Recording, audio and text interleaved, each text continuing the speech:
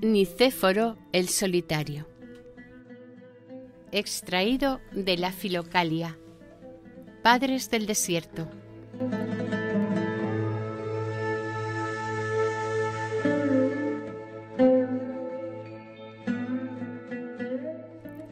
Tratado de la sobriedad y del cuidado del corazón.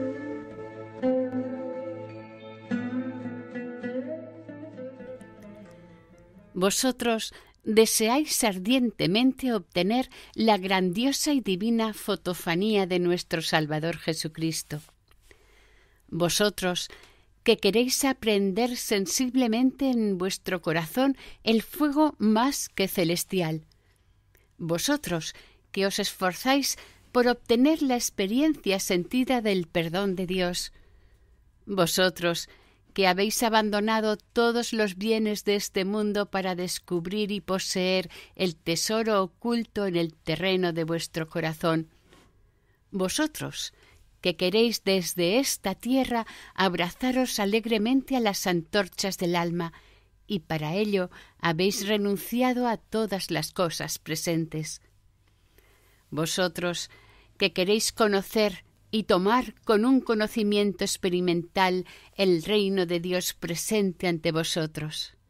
Venid, para que yo os exponga la ciencia, el método de la vida eterna, o mejor, celestial, que introduce sin fatiga ni sudor a aquel que la practica en el puerto de la apateia. Él no debe temer la seducción ni el terror que proceden de los demonios. Esa caída no amenaza más que a aquel cuya desobediencia entraña permanecer lejos de la vida que os expongo, tal como le sucedió a Adán, quien, despreciando el precepto divino, se relacionó con la serpiente, confió en ella, se dejó embriagar con el fruto engañoso y se precipitó lastimosamente, y su posteridad con él, en el abismo de la muerte, de las tinieblas y de la corrupción.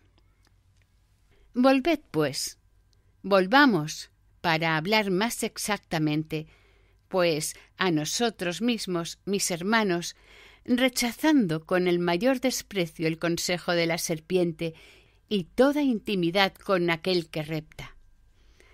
Pues sólo hay un medio para acceder al perdón y a la familiaridad con Dios: volver en lo posible a nosotros mismos, o mejor, por una paradoja, reentrar en nosotros mismos, alejándonos del comercio con el mundo y de las preocupaciones vanas, para ligarnos indefectiblemente al reino de los cielos que está dentro de nosotros. Si la vida monástica ha recibido el nombre de ciencia de la ciencia y arte de las artes, es porque sus efectos no tienen nada en común con las ventajas corruptibles de aquí abajo, que desvían a nuestro espíritu de lo que es mejor para enterrarnos bajo sus aluviones. Ella nos promete bienes maravillosos e inefables que el ojo no vio, ni el oído oyó, ni se le antojó al corazón del hombre. Primera de Corintios 2:9. También porque nuestra lucha no es contra la carne y la sangre, sino contra los principados y potestades, contra los dominadores de este mundo tenebroso, contra los espíritus malos que andan por los aires. Efesios 6:12. Puesto que el siglo presente solo es de tinieblas, huyámosle incluso en pensamiento.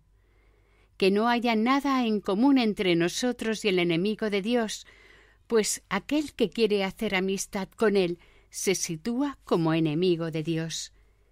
¿Y quién podrá acudir en ayuda de aquel que se hace enemigo de Dios?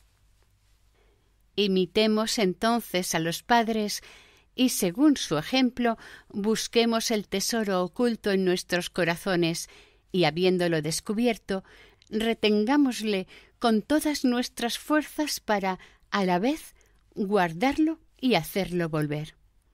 A ello fuimos destinados desde nuestro origen.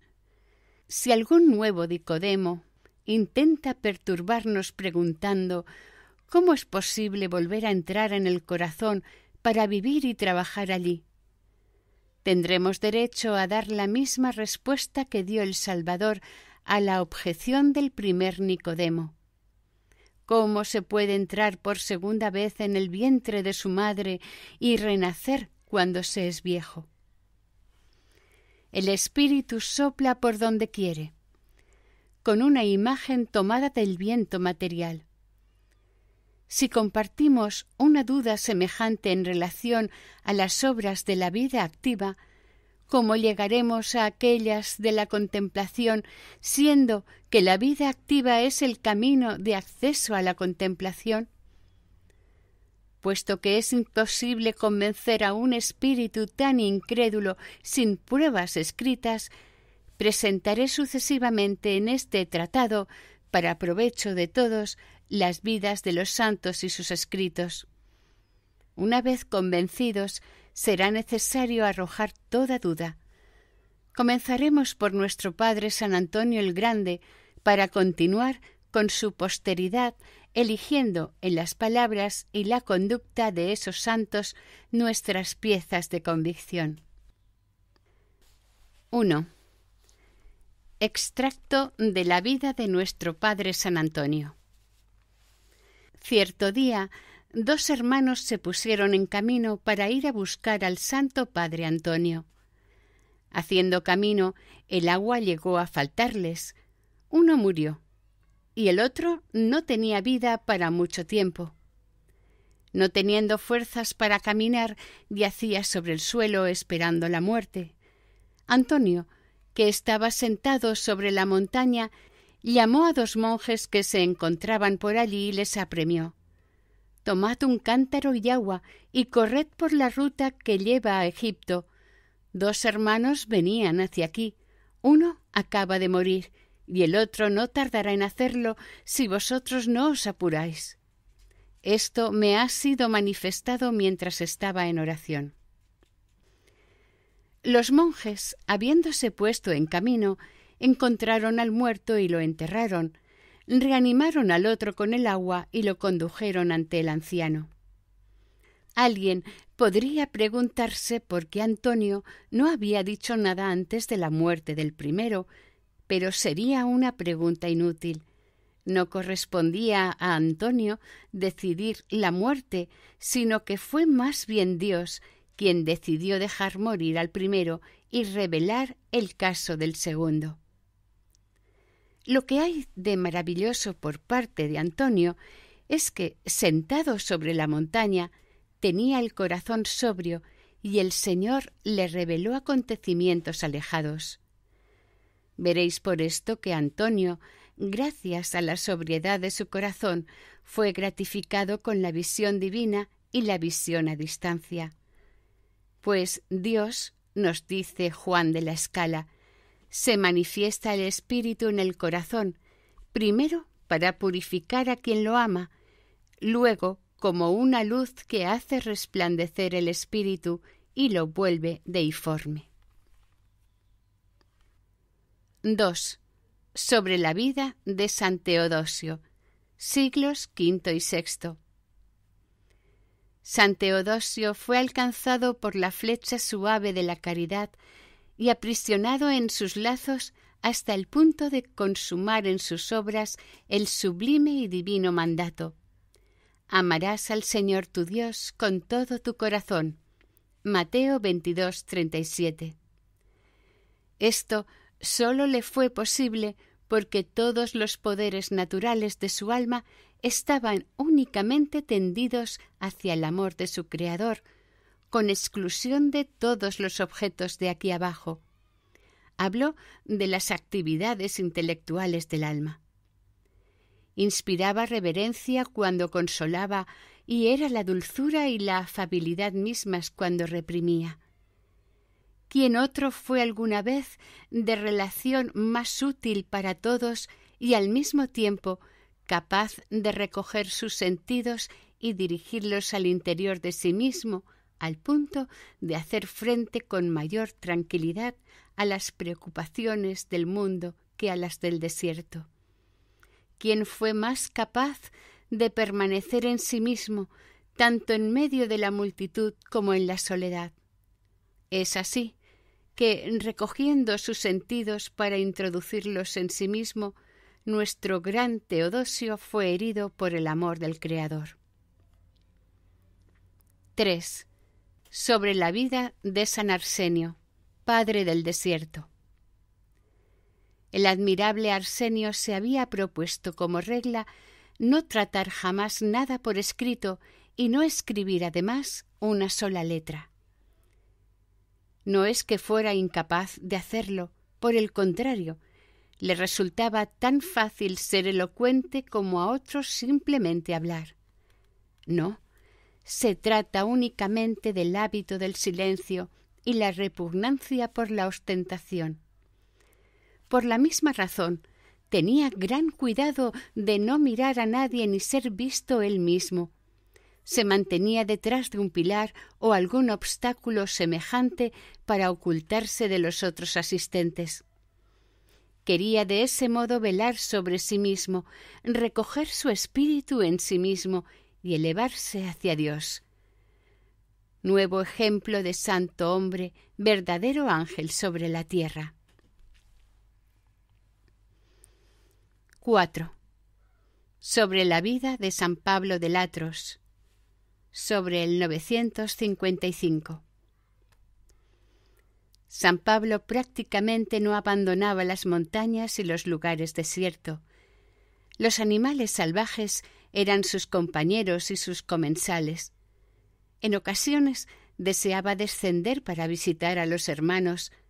Los exhortaba entonces y les enseñaba a mostrarse animosos, a no descuidar perezosamente los trabajos penosos de la virtud, sino a dedicarse con extrema atención y discreción a la vida evangélica y a combatir valientemente a los espíritus del mal.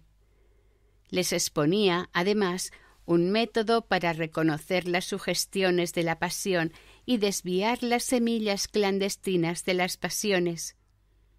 ¿Veis a nuestro Santo Padre enseñar a sus discípulos ignorantes un método para alejar las sugestiones de las pasiones? Sólo puede tratarse del cuidado del espíritu, pues esa es su obra y la de ningún otro. 5. Sobre la vida de San Sabas, siglo VI. Cuando San Sabas advertía que un neófito había aprendido bien la regla monástica y que ya era capaz de cuidar de su espíritu, de combatir contra los pensamientos del enemigo, un sujeto que había desterrado enteramente de su corazón el recuerdo del mundo, entonces le adjudicaba una celda en el seno de la Laura en caso de tener salud delicada.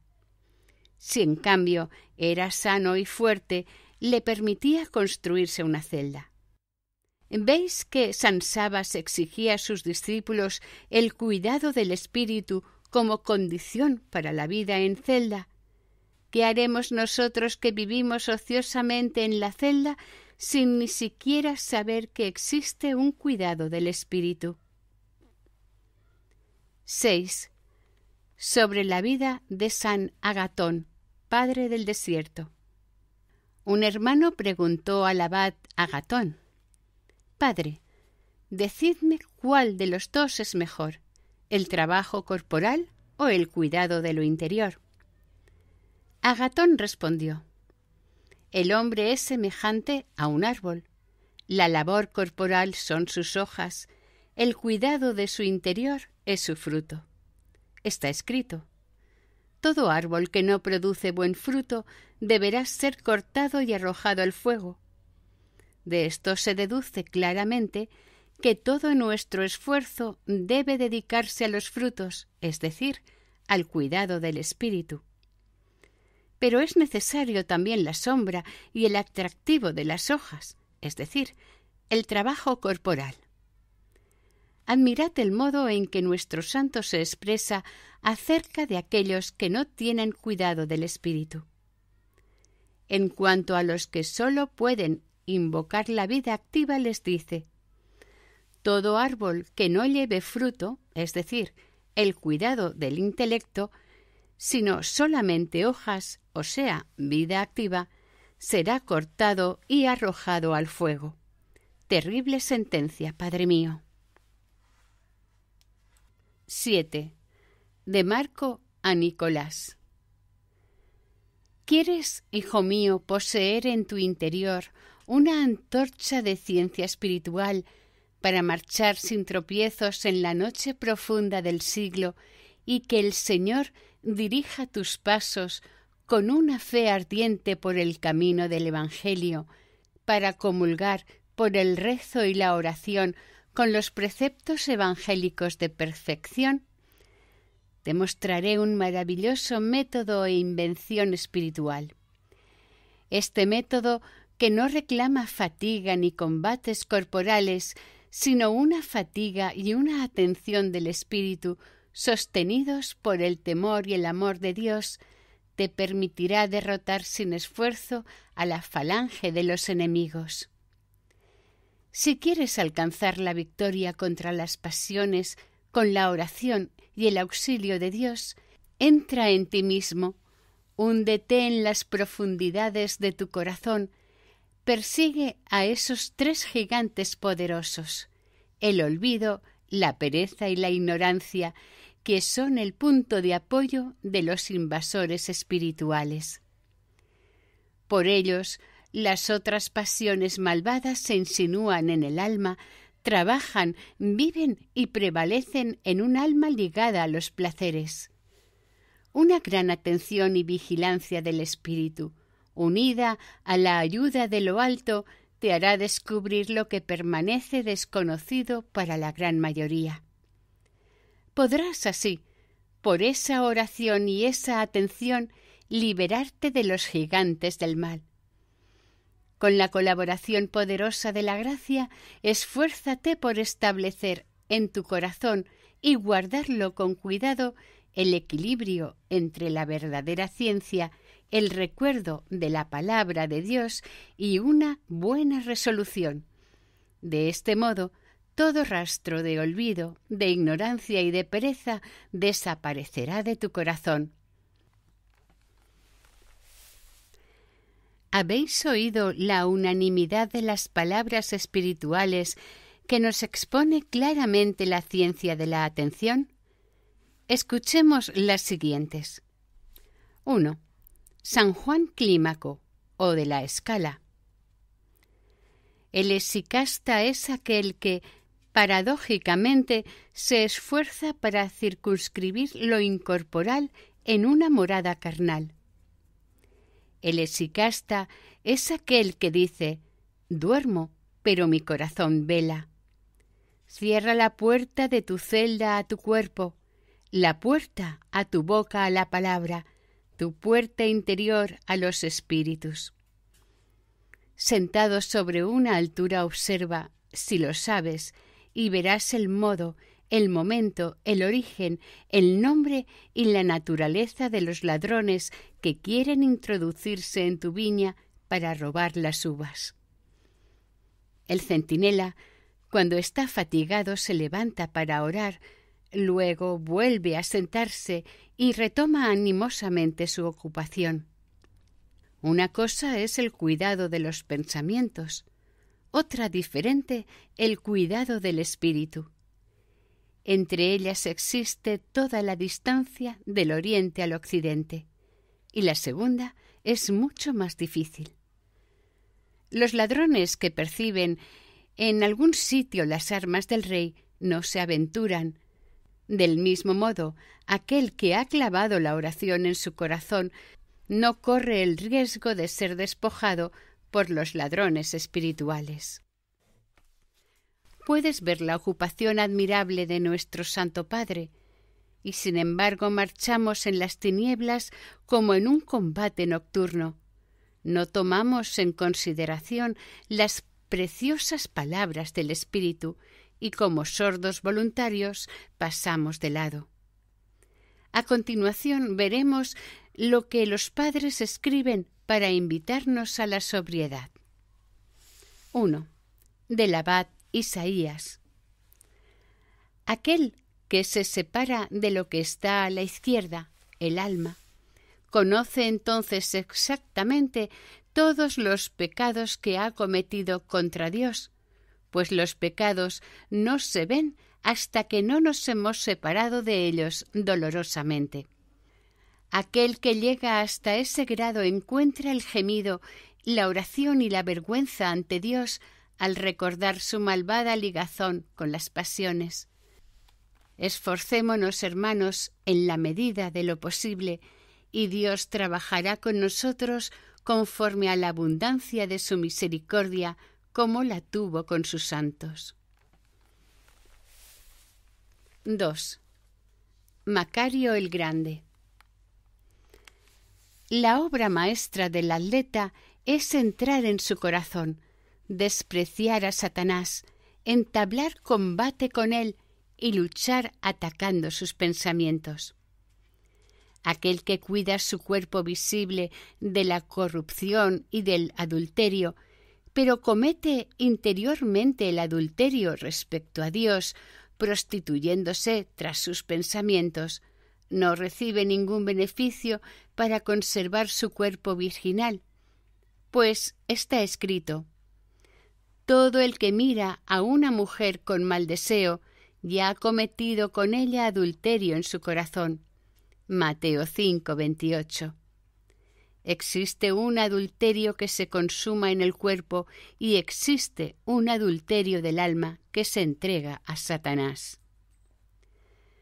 Nuestro Padre parecía contradecir las palabras de Isaías, sin embargo no es así, pues Isaías nos prescribe cuidar nuestro cuerpo como Dios ordena.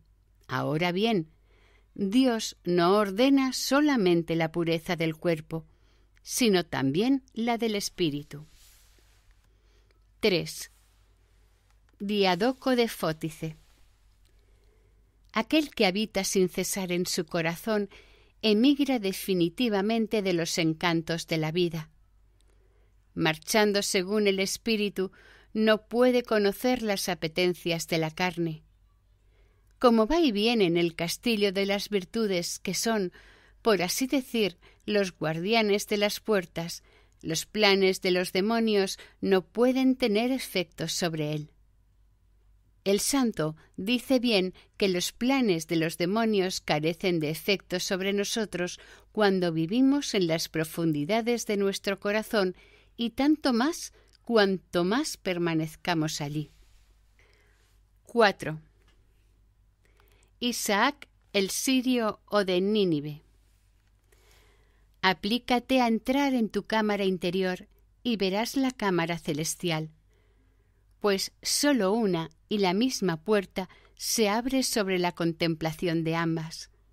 La escala de ese reino está escondida dentro de ti, en tu alma.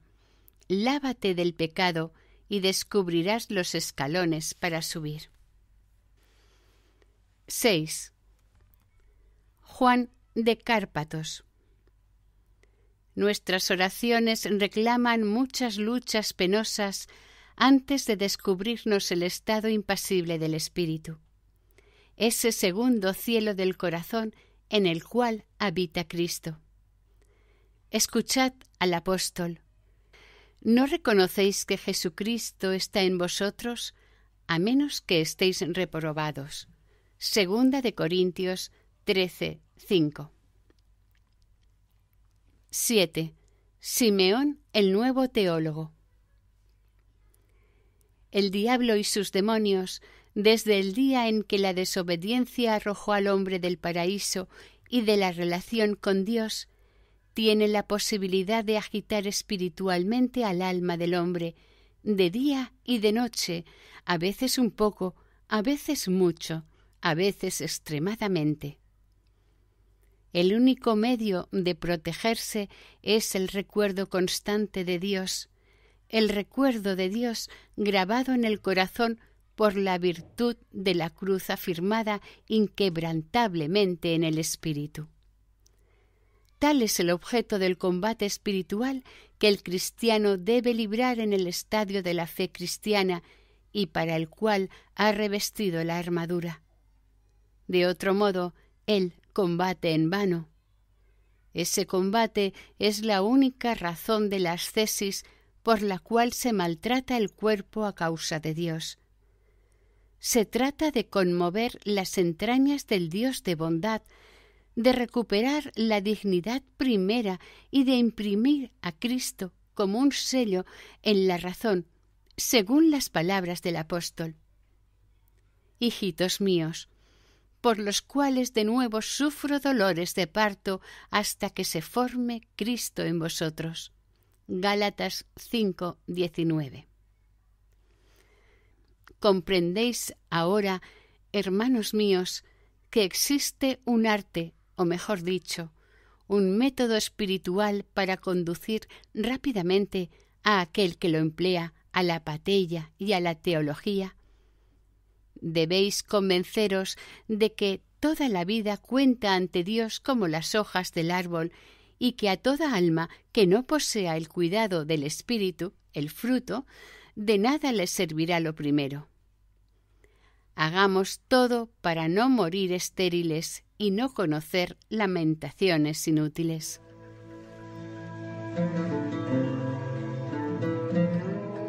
Sobre el método respiratorio. Le preguntan a Nicéforo: vuestro tratado nos enseñó la conducta de aquellos que agradaban al Señor. Nos demostró que existe una ocupación que libera rápidamente al alma de sus pasiones, la cual es necesaria a todo cristiano que se enrola en el ejército de Cristo. No dudamos, estamos convencidos. Pero, ¿qué es la atención y cómo obtenerla? Esto es lo que deseamos saber, pues no poseemos la mínima luz. Respuesta. En el nombre de nuestro Señor Jesucristo, que ha dicho: sin mí nada podéis hacer, y después de haber invocado su apoyo y su concurso, intentaré mostraros lo mejor que pueda, que es la atención, y cómo, con la gracia de Dios, es posible alcanzarla. Algunos santos han llamado a la atención cuidado del espíritu, otros cuidados del corazón, otros sobriedad, otros descanso del espíritu, o incluso de otro modo. Muchas expresiones se refieren a lo mismo, como cuando decimos pan, hogaza o rebanada. ¿Qué es la atención? ¿Cuáles son sus propiedades? Escuchadme bien. La atención es la señal de la penitencia cumplida. La atención es la llamada del alma, el odio hacia el mundo y el retorno a Dios. La atención es el despojamiento de las pasiones para revestir la virtud. La atención es la certidumbre indudable del perdón de los pecados. La atención es el principio de la contemplación, su base permanente. Gracias a ella, Dios se inclina sobre el espíritu para manifestarse a él. La atención es la ataraxia del espíritu, su fijación mediante la misericordia que Dios otorga al alma. La atención es la purificación de los pensamientos, el templo del recuerdo de Dios, el tesoro que permite soportar las pruebas. La atención es la auxiliar de la fe, la esperanza y la caridad. Sin la fe no se soportarán las pruebas que vienen de afuera. Aquel que no acepta las pruebas con alegría no puede decir al Señor: tú eres mi refugio y mi asilo. Salmo 3:4. Y si no coloca su refugio en el muy alto, no poseerá el amor en el fondo de su corazón. Ese efecto sublime llega a la mayoría, para no decir a todos, mediante el canal de la enseñanza. Es muy raro que se lo reciba directamente de Dios y sin contar con un maestro por el solo vigor de la acción y el fervor de la fe. La excepción no constituye ley. Es necesario, entonces, buscar un maestro infalible. Sus lecciones nos mostrarán nuestros desvíos, tanto hacia la derecha como hacia la izquierda, también nuestros excesos en materia de atención. Su experiencia personal acerca de tales pruebas nos iluminará sobre ellas y nos mostrará, con exclusión de toda duda, el camino espiritual que podremos recorrer sin dificultad. Si no tienes maestro, busca uno a toda costa. Si no lo encuentras, invoca a Dios con contrición de espíritu y con lágrimas, y suplícale en la renunciación. Haz lo que te digo. Pero en primer lugar, que tu vida sea apacible, limpia de toda preocupación y en paz con todos. Entonces entra en tu cámara, enciérrate y estando sentado en un rincón, haz lo siguiente. Tú sabes que nuestro soplo, el aire de nuestra inspiración, nosotros no lo expiramos a causa de nuestro corazón, pues el corazón es el principio de la vida y del calor del cuerpo. El corazón atrae el soplo para rechazar su propio calor hacia afuera mediante la expiración y asegurarse así una temperatura ideal.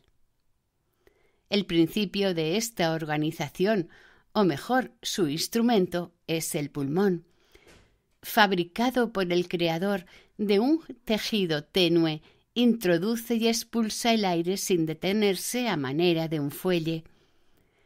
De ese modo el corazón, atrayendo por una parte el frío mediante el soplo y rechazando el calor, conserva inalterable la función que le ha sido asignada en el equilibrio del ser vivo. Por tu parte, como te digo, siéntate, recoge tu espíritu e introdúcele, me refiero a tu espíritu, en tus narices. Es el camino que toma el soplo para ir al corazón. Empújalo, fuérzalo a descender en tu corazón al mismo tiempo que el aire inspirado.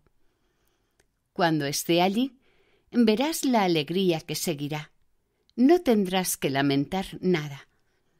Del mismo modo que el hombre que vuelve a su casa después de una ausencia no puede contener la alegría de reencontrar a su mujer y sus hijos, así el espíritu, cuando se ha unido al alma, desborda con una alegría y una delicia inefables.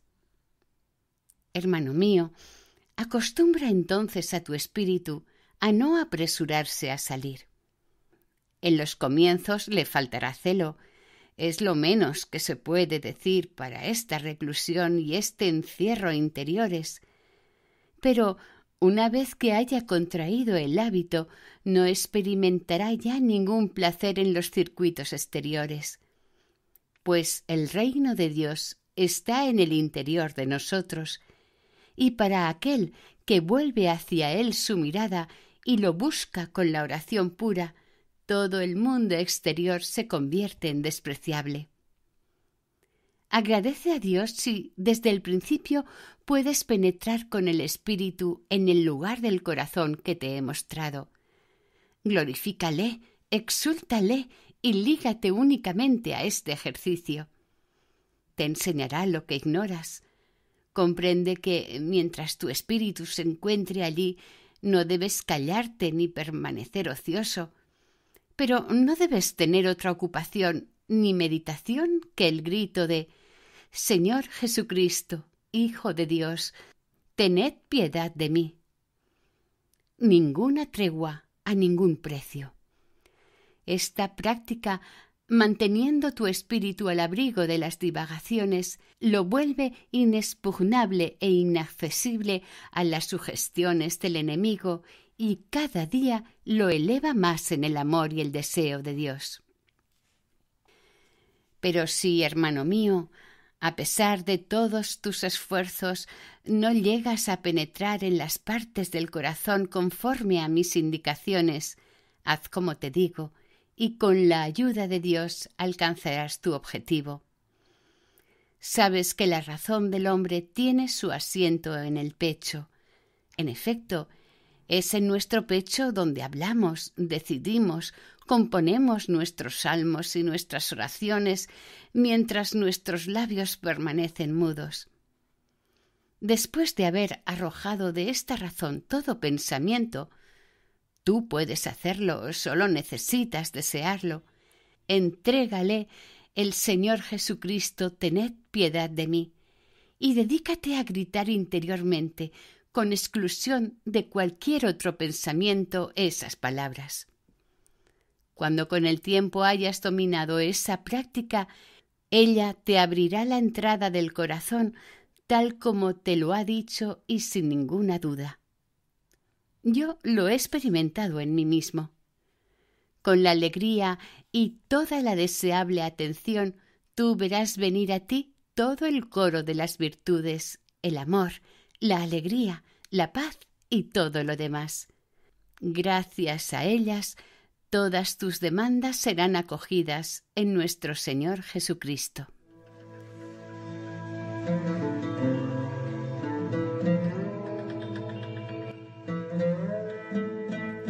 Fin de Nicéforo el Solitario.